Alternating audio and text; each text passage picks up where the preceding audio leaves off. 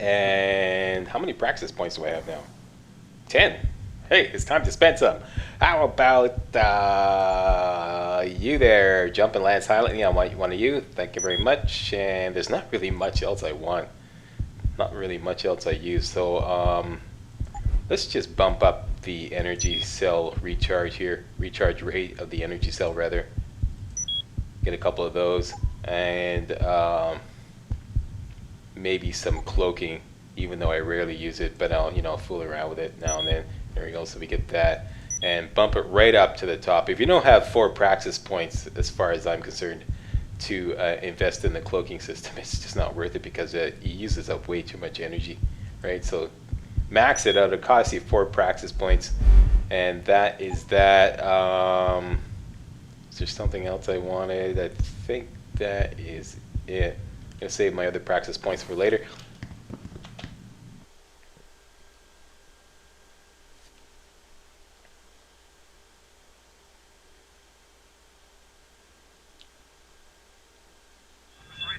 We're now headed to the Yuzhou district.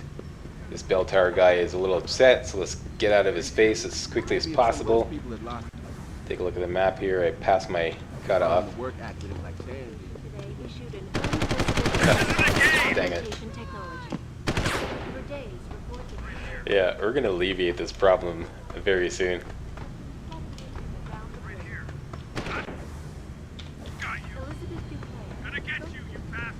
Yeah. I could engage, but this side mission that we're about to do is gonna provide another solution. Although it's a rather this side mission is kind of weird. Both choices that you have are kind of So I imagine VersaLife's got to have an opinion on things. immoral, if you will. So we're making our way down to the Yuzhou district. There's the exit there. Yuzhou district. As soon as we pop in there, we're going to be saddled with another side mission from Hugh Darrow. Hugh Darrow, speak. Mr. Jensen. How you doing? Hugh Darrow here. All right. Please forgive this intrusion, but David assured me of your cooperation and discretion. I find myself in need of some assistance. I'm listening. A contact of mine, Meng Yao, is in Hengsha, waiting to fill you in. I'll upload her coordinates now. Here we go. So we got another side mission. Let's take a little look-see here. A matter of discretion, meet Hugh Darrow's contact. We'll do that later. For now, we have to find the butcher shop. And the butcher shop is right there. As soon as you come in on this this entrance of the Yuzhou district, the butcher shop is right there. Boom. That's it. And all you have to do to continue is to go downstairs and search the dead body.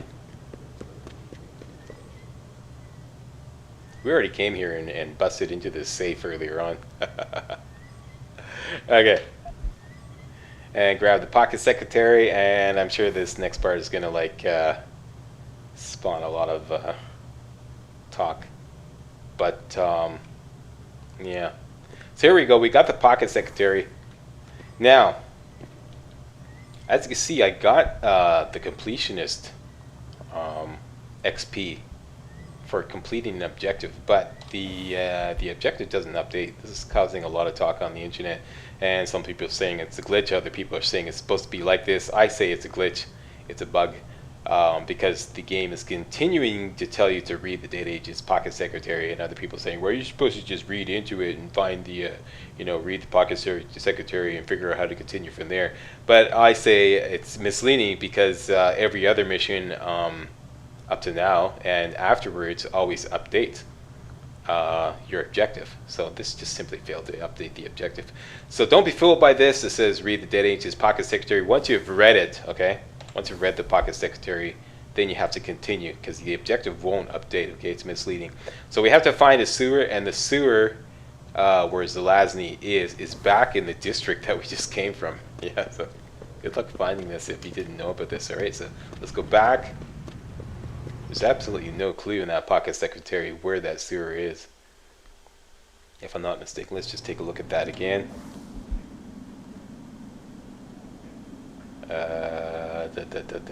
Okay, we're not in the right district, so we can't look at it again. Anyways, take my word for it. So we have to go back to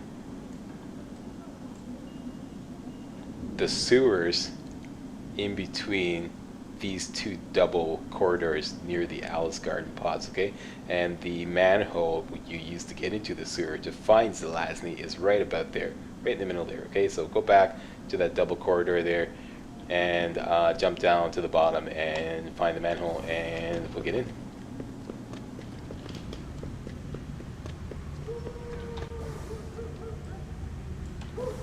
Alright, so straight, right? This is band tower business. Back off. Come out! You shouldn't be here. Get moving. So there's more bell tower authorities getting upset because of my presence. They don't like the old slacks they're running around their streets. Okay, so here we are. It's kind of like, you know, not a double corridor, but kind of like a mezzanine kind of thing, okay? Do a Batman jump down to the bottom.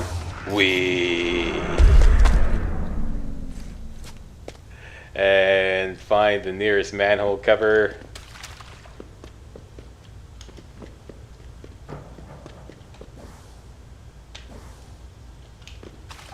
It's right here.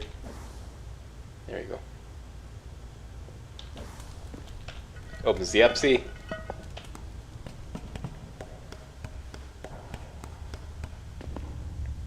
Now, you probably want to do a quick save here, okay? Because you're going to have a couple choices. And make sure your energy bar is full up with at least 2 slots, okay? You have 2 choices. You either fight Zelazny or you talk him out of, or you can't talk him out of it. You have to like agree to let him go, okay? Those are your 2 choices. Agree to let him go or you fight him, all right? And I'm going to agree to let him go because he's going to do us a favor, and that is he's going to take some of these bell tower patrols off our arse, which will make it a little easier to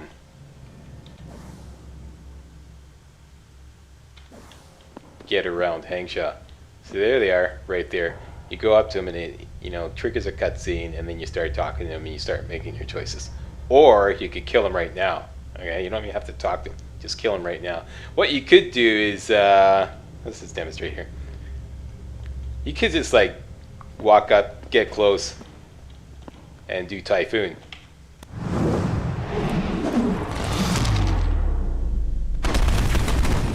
Wipes them all out. That's it. That's the easiest way to kill him. And then you completed your objective, alright? Another thing you could do is after you talk to him, you could do like takedowns on everybody, okay?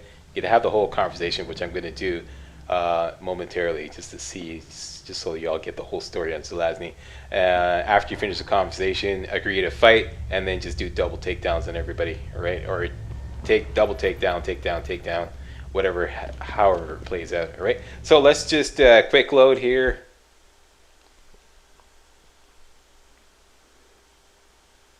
I'm going to go talk to him and then agree to let him go. That's my plan. And look at the whole story on Zelazny. It's pretty interesting. They send you? If you're talking about your former buddies at Bell Tower, the answer is no. Wait a minute. You're Jensen, right? I heard that some of my former buddies have been looking for you. Could be. What's it to you? When a stranger sojourns with you in your land, you shall not do him wrong. You've dropped the merc gig to become a man of the cloth? Hardly. I just have an interest in theology. And I love quoting the book. Everything in it is so evocative. Now, tell me, are you here to stop me? Not exactly. I'm here on behalf of someone who wants you to understand reason. Let me guess. Dr. Wing, right? He's a good man. And I know he's only trying to do what he thinks is right. But he doesn't quite grasp the whole picture here. Then why don't you enlighten me? Start by explaining why you went rogue. When an average man decides he no longer shares his employer's views and opts to leave, we say he's handing in his resignation. When men like us do the same, it's called going rogue. You can't quit a job like ours, Jensen. You know that. Yeah, okay, I can relate. But you still haven't answered my question. And what do you mean when you say you no longer share your employer's view? Back in the US, when I first got into the Army, I did it because I wanted to serve my country. I believed in its values. I believed in its government. Back then, I believed that by serving my government, I was serving the people it was supposed to protect. Nice sentiment. But you don't work for the US anymore, you work for Bell Tower. Times change, Jensen. You know the story. Capitalism's final encroachment on one of the most lucrative industries in the history of mankind. War got privatized. The US military offloaded its special operations to PMCs like Blue Water Global and Bell Tower. I believed that as long as they were working for the government, they were serving the same cause. So when they offered me the chance to work on major operations at twice the pay grade, I made my jump. Alright, now, fair warning. If you hit Reason 3 times in a row, I believe, you end up fighting him anyways. Like, he'll get pissed off and you'll be dragged into a fight. He can't be reasoned with. There's no reasoning, okay? It's, you know, Dr. Wing is leading you on a wild goose chase. There's only two options. Either fight him or let him go, right? So you can either choose to fight him now or just be inquisitive. And why don't we just skip to when things went sour? Bell Tower outfitted us with top-notch augmentations. The kind of stuff civilians never hear about. Gave us a massive edge over the enemy. Later, seeing as my unit was one of the most successful ones, they selected us for a special program. Top secret, experimental tech. Told us we would get to work on critical black ops for the US government. But there was a price to pay. Go on. We had to be implanted with a neural hub that manipulates memory centers in the brain. Basically controlling what you can and cannot remember. And you agreed to this? Beware of false prophets who come to you in sheep's clothing, but inwardly are ravenous wolves. The augmentation was supposed to keep us safe, make sure we'd never remember details if we fell behind enemy lines. That was the main function. The second one, the one they didn't tell us about, was to lower our inhibitions, make us more receptive to orders we'd likely disobey. Bell Tower turned us into the perfect mercs.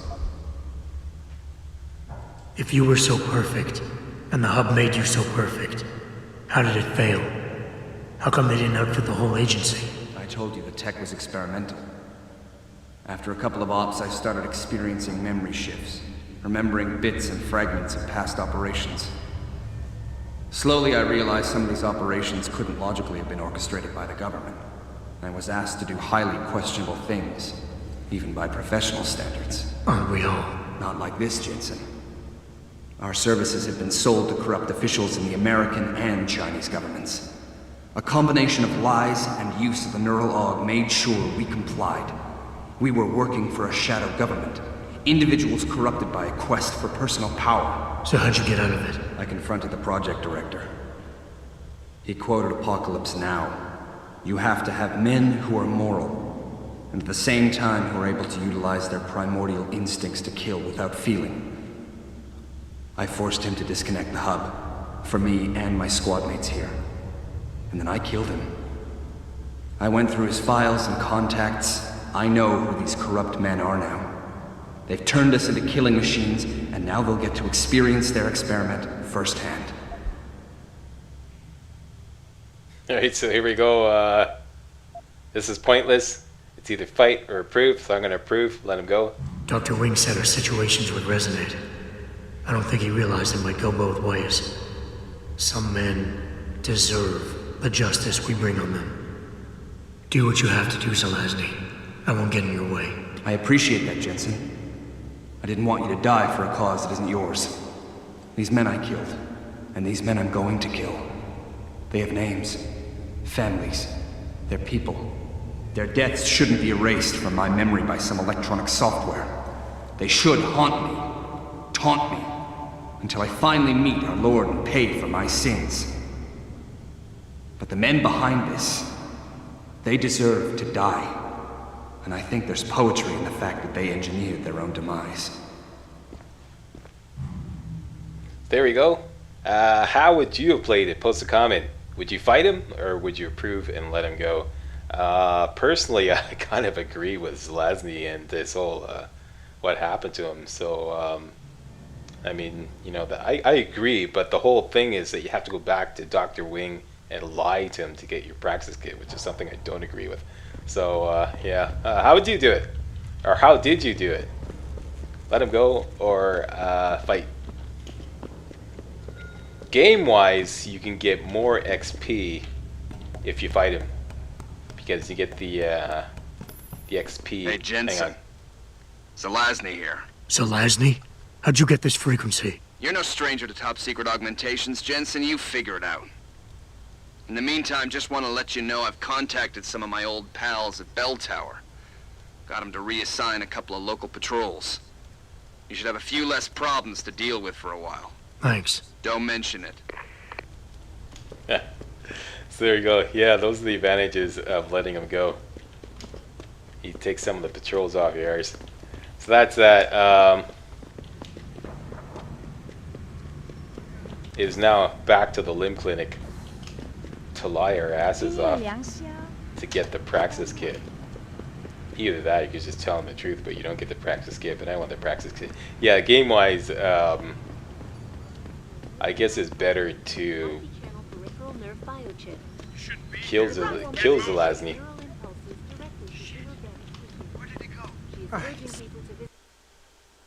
Because you get more XP, you know.